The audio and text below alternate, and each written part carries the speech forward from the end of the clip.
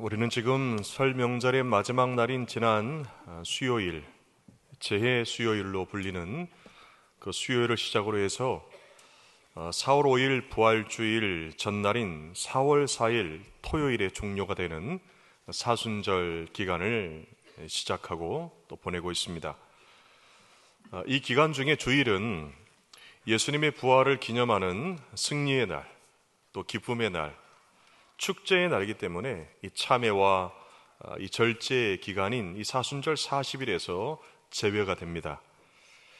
예수님의 생애 마지막 고난과 순환의 길을 깊이 묵상하고 따르며 우리 모두를 위해서 우리의 죄와 죽음에서 우리를 건지시고 살리신 그 십자가의 사랑 앞에 다시 서게 되고요, 십자가를 지시고 온 인류를 위한 대속적 죽음 이후에 다시 사신 그 예수님을 기쁨으로 맞이할 준비를 하는 우리 기독교의 가장 중요한 또 소중한 절기가 바로 사순절입니다. 이사야 53장 5절은 그가 찔림은 우리의 허물 때문이요 그가 상함은 우리의 죄악 때문이라. 그가 징계를 받음으로 우리가 평화를 누리고 그가 채찍에 맞음으로 우리가 나음을 받았도다 말씀합니다. 다른 사람 아니라 바로 나를 살리시기 위해서 채찍에 맞으시고 머리에 가시면류관 쓰시고 손과 발에 못 박히신 그 예수님의 고통, 그 예수님의 그 상처를 다시 떠올리고 되새기면서 목숨을 다해 사랑하신 그 하나님의 크신 그 은혜와 사랑을 기억하기 위한 절기죠. 그리고 오늘 성경 본문은 예수님께서 십자가 지시기 전에 가룟 유다를 제외한 11명의 제자들에게 마지막으로 주신 그 말씀입니다. 다락방에서 제자들과 마지막 만찬을 나누시고 그 제자들의 발을 일일이 씻으시면서 주신 마지막 설교의 말씀이에요. 예수님의 고난을 묵상하며 부활의 기쁨으로 나아가는 이 사순절 절기에, 그래서 제자들에게 주신 이 마지막 말씀을 통해서 주님을 따르는 선교적 제자, 선교적 교회의 제자도의 그 의미가 무엇인가 하는 것을 우리가 다시금 발견하고 또한 새롭게 결단하는 그런 은혜가 저희 모두 가운데 있기를 간절히 바랍니다. 오늘 본문 말씀 31절을 보면 그가 나간 후에 예수께서 이르시되 지금 인자가 영광을 받았고 하나님도 인자로 말미암아 영광을 받으셨도다 말씀합니다. 예수님의 생애의 시작은 처음부터 험난한 고난과 시련의 연속이었습니다.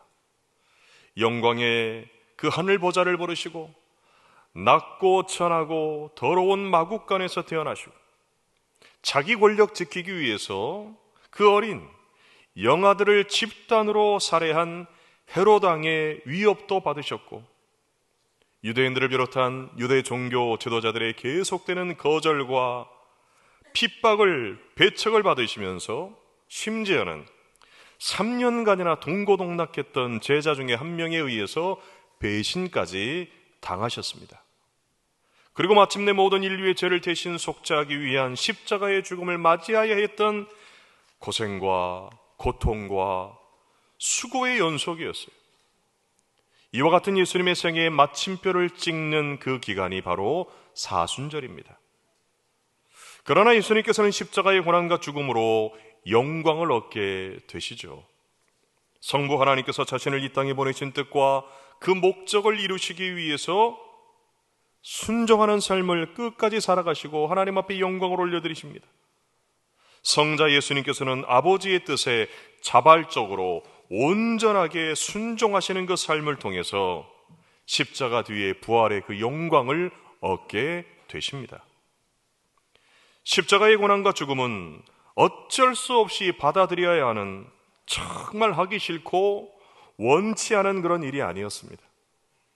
그 참혹한 십자가 얼마든지 피할 수도 있었고 그것 외면할 수도 있었지만 예수님께서는 끝까지 자기 자신을 부인하면서 아버지 하나님의 뜻에 완전하게 복종하시고 완전하게 순종하시는 순복의 삶을 사셨어요. 그래서 십자가 지시기 전날 밤 겟셋마네 동산에서 기도하실 때 내 아버지여, 만일 내가 마시지 않고는 이 잔이 내게서 지나갈 수 없거든 아버지의 원대로 되기를 원하나이다 말씀하셨고, 히브리서 10장 5절과 7절에서도 그러므로 주께서 세상에 임하실 때 이르시되 하나님이 여보시옵소서 두루마리 책에 나를 가리켜 기록된 것과 같이 하나님의 뜻을 행하러 왔나이다 말씀하는 것. 성부 하나님의 그 뜻을 이루기 위해서 하나님이 여기서 최초의 선교사로 이 땅에 보냄받은 성자 예수님의 삶의 이유와 목적이 바로 여기에 있었습니다. 바로 자신이 해야 할 그 일에 끝까지 충성을 다하심으로 하나님께 영광을 올려드리고, 이를 통해서 성부 하나님께서는 성자 예수님께서 영광을 받으시도록 하신 겁니다. 그렇기 때문에 다시 사순절 절기를 맞이한 우리 모든 성도들이 본받고 따라야 될 길이 무엇인가 하는 것을 우리는 여기에서 분명하게 배울 수가 있어요. 그것은 하나님의 뜻을 철저하게 행하신 예수 그리스도를 본받는 겁니다. 성부 하나님의 뜻을 온전하게 이루시기 위해서 십자가의 길, 고난의 길, 온전한 순종의 길을 앞서가신 예수 그리스도를 바라보고 본받고 따라가는데 있다라는 거예요. 그리고 이것이 이 땅의 모든 교회가 선교적 백성으로 교회의 사명을 이루기 위한 그 핵심이 바로 여기에 있습니다. 여러분, 선교적 교회는 예수님처럼 이 땅에 보냄받은 교회입니다. 그렇기에 선교적 교회의 성도들의 궁극적이고 최종적인 목표는 세상에 하나님의 영광을 밝히 드러내기 위해서 언제나 어디에서나 하나님이 기뻐하시는 그 일, 우리를 부르시고 우리를 보내신 아버지의 그 뜻을 예수님처럼 행하는 데 있다라는 거죠. 나의 뜻, 우리의 뜻, 또 다른 누군가의 뜻이 아니라 하나님의 뜻을 온전히 이루기 위해서 순종하셨던 그 예수님을 본받고 나아가게 될 때 우리는 하나님께서 영광 받으시는 그 일을 하게 됩니다. 그런 의미에서 선교적 제자는 배우고 훈련받은 사람을 뜻해요. 제자의 의미죠. 스승이신 예수님으로부터 끊임없이 배우고 그분의 생각과 그분의 그 행동을 담기 위해서 노력하고 예수님의 그 가르침과 삶을 본받아 살아가는 사람이 바로 제자입니다. 선교적 제자도의 핵심은 그래서 예수 그리스도를 닮는 거예요. 그런 이유로 예수님을 닮아야 할 선교적 제자들에게 있어서 자기를 부인하며 전폭적으로 하나님의 뜻에 순종하고 헌신하는 그 자세가 요구가 됩니다.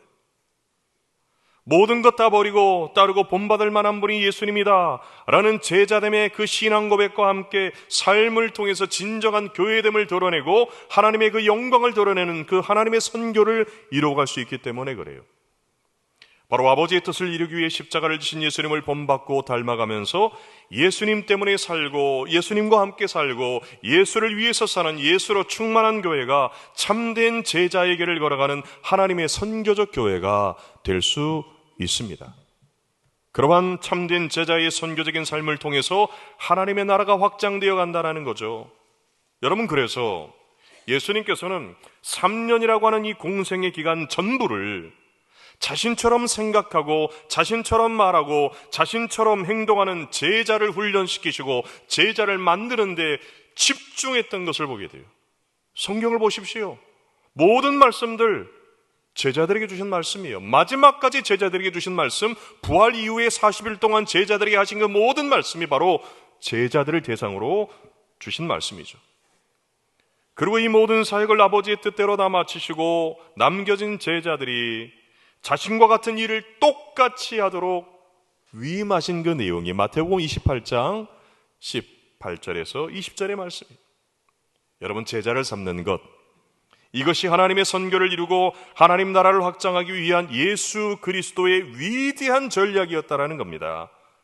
그래서 오늘날에도 예수님께서 마지막까지 집중하신 이 전략의 중요성을 이해하고 강조하면서 많은 교회와 지도자들이 제자 훈련에 힘쓰고 있습니다.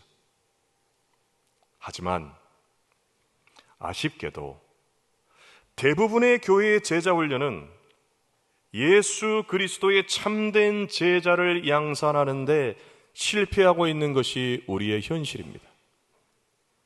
예수님의 제자가 아니라 어떤 교회의 성장을 위한 전략, 교회를 더 부흥시키고 교회를 더 성장시키고 많은 사람들을 끌어모으고, 그래서 교회를 위한 일꾼, 예수님의 일꾼이 아니라 교회의 일꾼 만들기 위한 그 프로그램 중에 하나로, 그래서 제자훈련해야지 임직도 하고 중환직분도 받고, 그런 프로그램 중에 하나로 여기고 있는 것이 여러분 현실이에요.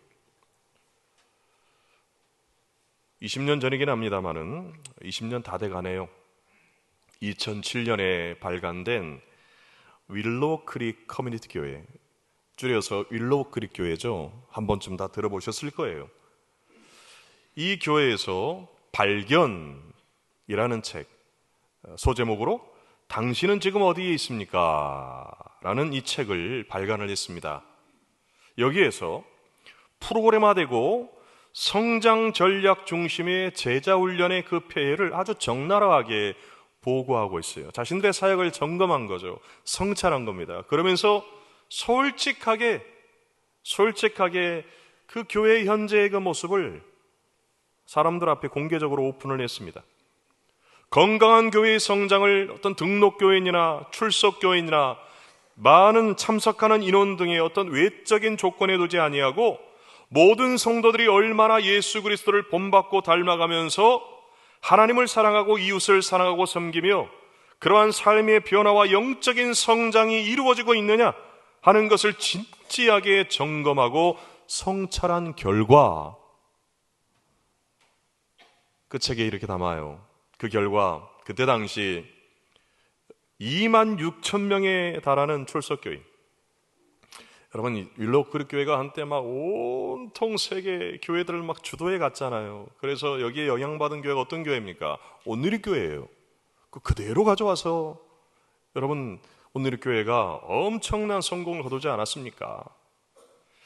그러한 초대형 교회, 세계적으로 교회의 부흥과 성장을 이끄는 데 주도했던 그 대형 교회를 설립했던 빌 하이벨스 목사님이 진정한 예수님의 제자를 만드는 일에 실패했다라는 것을 공개적으로 이 책을 통해서 인정합니다.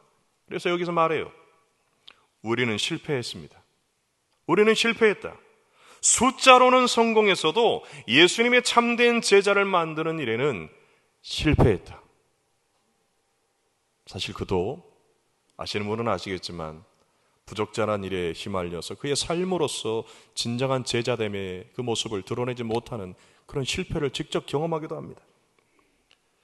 구도자 중심의 화려한 예배와 시스템과 양육 프로그램은 잘 갖추면서 수많은 사람들을 끌어모으는 데는 성공을 했지만 참된 제자를 만드는 일에는 실패했다라는 것을 솔직하게 고백한 거죠. 그리고 이것은 우리 한국교회에서 제자 훈련을 중심으로 교회를 크게 성장시킨 사랑의 교회, 고 오카른 목사님께서도 똑같이 스스로 솔직하게 이것을 인정합니다. 제가 작년과 재작년, 그재작년 2년 동안 대구동신교회에 있는 생명사역 컨퍼런스를 제가 다녀오지 않았습니까? 그 교회 목사님께서 이 사랑의 교회에서 하는 그 제자훈련 프로그램을 가지고 그대로 적용해서 약 한 25년 전에 이제 부임해가지고 사역을 시작할 때인데, 제자훈련 딱 한다고 그러니까 앞서서 제자훈련을 받은 분이 공개적인 자리에서 그러더라는 거죠. 목사님, 제자훈련 그렇게 하는 거 아니에요. 그러면서 공개적으로 면박을 주면서 가르치려 들려고 했다라는 거예요. 여러분, 제자훈련이 뭡니까? 제자훈련의 본질이 뭐예요? 예수님 닮아가는 거예요. 그러면 예수님이라고 한다면 그 자리에서, 그렇게 공개적인 자리에서 그렇게 면박 주면서 그런 말을 했을까요? 그런 행동을 할 수 있었겠습니까? 여러분, 이게 제자훈련의 폐해죠. 그래서 이 오카른 목사님도 자신의 사역을 돌아보면서 생전에 자신의 사역에 너무 미흡했다라는 것을 솔직하게 진솔한 양심으로 고백한 일도 있습니다. 그러므로 교회 외적인 성장과 유지를 위한 어떤 제도나 시스템이나 프로그램이 아니라 예수님의 그 가르침과 그 예수님의 삶을 온전히 본받고 실천하는 참된 그 제자의 길을 새롭게 모색하고자 하는 게 선교적 교회의 제자도입니다. 선교적 교회의 제자도는 성도 한 사람 한 사람을 예수님 닮은 진정한 제자로 준비시키는 데 있습니다. 선교적 교회의 전략은 전략을 사람에 두고 말씀대로 가르치고 말씀대로 살고 말씀대로 충성하고 말씀대로 봉사하고 말씀대로 헌신하도록 하는 데 있다라는 거예요. 십자가의 복음 앞에 다시 서고 철저하게 돌이키고 한 번만 돌이키는 게 아니고 계속해서 돌이키는 지속적인 회심을 통해서 복음으로 사람을 살리고 고치고 변화시켜서 세상을 변화시킨다 하는 예수님의 가르침과 삶의 방식을 본받고 닮아가고 그렇게 살아가는 데 있는 겁니다. 여러분의 저는 모든 설교를 할 때마다 예수님께서 하셨던 그 사역, 마태복음 9장 35절에 나오는 예수께서 모든 도시와 마을에 두루다니며 그들의 회당에서 가르치시며 천국 복음을 전파하시며 모든 병과 모든 악한 것을 고치시더라 하는 이 말씀 위에서 여러분 설교해요. 그렇게 우리가 예수님 닮은 모습으로 살아가게 될 때 이 시대를 책임지고 속해 있는 지역과 도시와 민족을 변화시키는 선교적 교회로 여러분 새롭게 거듭나게 될 줄로 믿습니다. 이어서 34절을 보면 새 계명을 너희에게 주노니 서로 사랑하라. 내가 너희를 사랑한 것 같이 너희도 서로 사랑하라 말씀합니다. 이 구절은 예수님을 본받고 따르는 제자들에게 주신 가장 큰 계명과 함께 이것을 구체적으로 실천할 수 있도록 새 계명으로 주신 새로운 명령이에요. 제자들에게 주시는 새로운 명령입니다. 가장 큰 두 계명은 하나님 사랑, 이웃 사랑으로 요약할 수가 있죠. 여러분, 이것은 적당하게 흉내만 내는 게 아닙니다. 하나님을 사랑하되 마음과 목숨과 뜻을 다하여 사랑하고 이웃에 대한 사랑 역시 자신을 사랑하는 것 같이 내 존재를 다하여서 사랑하는 거죠. 내가 내 자신을 아끼고 사랑하는 것처럼 가까이 있는 이웃을 향해서 그러한 사랑을 실천하라고 하는 것입니다. 한 번은 50대 초반의 주부가 한 가정 세미나에 참석을 해서 앞에 있는 강사에게 이런 질문을 했습니다. 제가 요즘에 남편과 부부싸움이 너무 잦아가지고 우리 집안이 너무 시끄럽고 조용할 날이 없는데 좀 싸움 좀 덜하고 좀 싸우더라도 부드럽게 화해할 수 있는 그런 방법이 없겠습니까? 하는 그런 질문을 합니다. 한마디로 부부싸움 위에 화가 난 남편의 마음을 좀 부드럽게 풀어줄 수 있는 좋은 방법이 없느냐? 하는 그런 궁금함을 가지고 질문을 한 거죠. 그러자 그 세미나의 강사분이 이분에게 종이 한 장을 건넸습니다. 그러면서 말합니다. 남편이 당신에게 해 주었으면 하는 것, 먼저 그 세 가지를 작성해 보십시오. 그랬더니 이분이 잠깐 고민을 하더니 일필휘지로 한 번에 이렇게 썼습니다. 첫째, 나를 존중해 줬으면 좋겠어요. 둘째, 내 말을 끝까지 들어줬으면 좋겠어요. 셋째, 긍정적인 표현을 많이 해줬으면 좋겠어요. 그리고 웃으면서 다시 그 다 쓴 종이를 건네줬습니다. 다 쓴 종이를 그 내용을 본 이 강사가 그 아내분에게 이렇게 말합니다. 다 쓰셨습니까?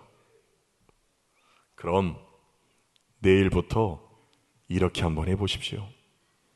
남편이 해줬으면 하는 것을 먼저 남편에게 해주는 겁니다. 그러면 얼마 지나지 않아서 남편이 받은 그대로 돌려줄 겁니다. 이렇게 우리가 가정에서 부부관계와 또한 부부간의 관계에서 서로 원하고 바라는 것이 여러분 이 가정과 크게 다르지가 않아요. 더 나아가서 모든 인간관계에서도 똑같이 적용이 됩니다. 상대가 먼저 해주기를 기다리지 말고 먼저 내가 원하고 내가 바라는 그것을 상대에게 해주는 것, 이것이 바로 예수님의 가르침과 삶의 방식을 따라 사랑하며 사는 선교적 제자도의 모습이죠. 그런데 보이지 않는 하나님 사랑하고 그 말씀을 따라서 살아간다는 게 여러분 쉽습니까? 어렵습니까? 솔직하게 나와 아무런 상관이 없는 그런 이웃을 사랑하면서 사는 것, 나에게 상처를 주고 나에게 고통을 준 원수 같은 그 인간들, 그런 이들을 사랑하며 사는 게 쉬워요? 어려워요? 어렵습니다. 그렇기 때문에 우리는 가까이에서 함께 살아가는 우리의 가정에서 부부간에, 부모 자식 간에, 형제와 형제 간에, 형제와 자매와 자매 간에, 그리고 우리가 교회에서 함께 신앙생활하는 성도와 성도 간에, 성도와 목회자 간에, 목회자와 목회자 간에, 예수님의 참된 제자로 서로 사랑하며 사는 훈련이 필요해요. 이게 뭐예요? 제자 훈련이에요.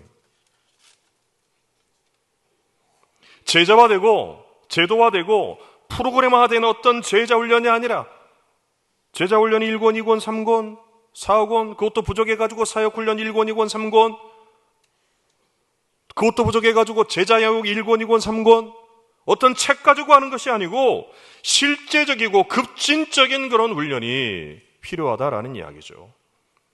예수님께서 하셨던 것처럼 서로의 모습과 생각의 차이가 좀 있어도 서로 사랑할 때 하나님을 모르는 세상 사람들이 시선이 달라지게 됩니다. 세상을 감동시키고 세상을 변화시키는 그런 능력이 거기에서부터 나타나게 된다는 거예요. 영국에서 복음 중심의 교회에 예수님처럼 서로 사랑하는 선교적 교회 공동체를 세우는데 온 힘을 기울이고 있는 팀 체스터와 스티브 티미스, 이 두 분이 일상교회라는 책을 공저를 했는데, 이 책을 통해서 베드로 전서를 중심으로 주후 1세기에 극심한 이 박해 속에서도 로마 제국 전체에 흩어져 있던 초대교회 성도들이 어떻게 참된 제자의 길을 걸으면서 선교적 교회의 소명을 이루어갈 수 있었는가 하는 것을 여기에서 이렇게 이야기합니다. 이 교도들은 그리스도인들이 서로 사랑하는 저 모습 좀 봐라, 쟤들 좀 봐봐, 그렇게 말했다. 그런데 이것은 반어법이 아니었다. 그리스도인들의 사랑은 가난한 사람과 과부와 고아를 돌보고 투옥된 형제들이나 사형 선고를 받아 노동광산에 끌려간 형제들을 방문하고 기근이나 지진이나 전염병이나 전쟁 같은 재난의 시기에 사회봉사를 하는 식으로 표현되었다. 예수님의 새로운 명령을 받은 참된 제자인 초대교회 성도들은 눈에 보이지 아니하는 하나님의 그 사랑을 눈으로 볼 수 있는 제자 간에 서로 사랑하는 것을 통해서 표출해낸 거라는 거예요. 서로를 향한 사랑이 풍성하고 넘쳐 흐르는 것을, 그 모습을 여러분 세상 사람들이 본 거예요. 세상 사람들이 보고 느끼는 겁니다. 그러면서 생각하는 겁니다. 아, 저들 안에 뭐가 있구나.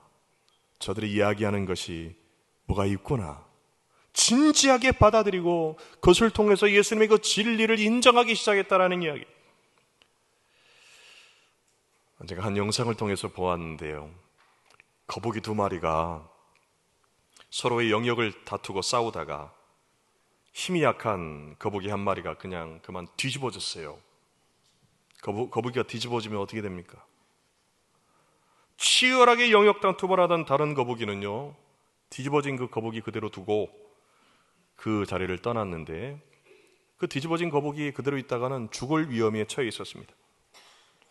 여러분, 그런데 놀랍게도 잠시 후에 다툼을 벌이다가 그 거북이를 뒤집어 놓고 갔던 그 왼수, 그 거북이가 다시 돌아왔어요. 그러더니 뒤집힌 거북이의 등껍질과 그 땅 사이에 자신의 온 몸을 힘껏 밀어넣으면서 뒤집어진 그 왼수, 그 거북이를 다시 일으켜 세우려고 애를 썼습니다. 여러분의 실패 끝에 포기하지 않냐는 집념, 여러분 이것을 사랑이라고도 이야기할 수 있겠죠?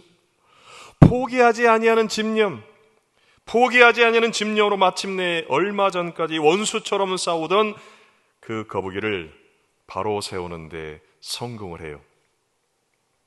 어제의 적이 오늘의 친구가 되는 순간이었습니다.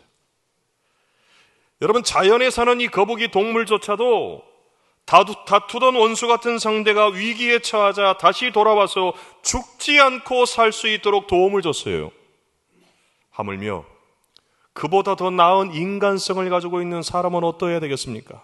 더 나아가서 예수님의 새 계명인 서로 사랑하라는 새 이 명령을 받은 선교적 교회의 제자들은 어떻게 해야 되겠느냐라는 질문을 하지 않을 수가 없는 거예요. 그래서 끝으로 오늘 35절을 보면, 너희가 서로 사랑하면 이로써 모든 사람이 너희가 내 제자인 줄 알리라 말합니다. 하나님 나라를 확장해가는 꿈을 꾸고 이를 실현하고 완성해가는 그 일에 예수님처럼 하나님의 뜻에 헌신하는 참된 선교적 교회의 제자들은 서로 사랑하는 그 삶을 통해서 제자의 길을 걷습니다. 이게 제자예요. 세상과 구별된 서로 사랑이라는 제자됨의 표시, 누가 제자인가? 누가 진정한 하나님의 백성인가? 누가 진정한 하나님의 선교적 백성인가 하는 것은 바로 이 제자됨의 표지는 바로 서로 사랑을 통해서 나타난다라는 거죠. 그것을 통해서 우리가 하나님의 선교적 백성이고 예수님을 본받고 닮아가고 따르는 진정한 제자임을 세상 가운데 드러낼 수 있는 거예요.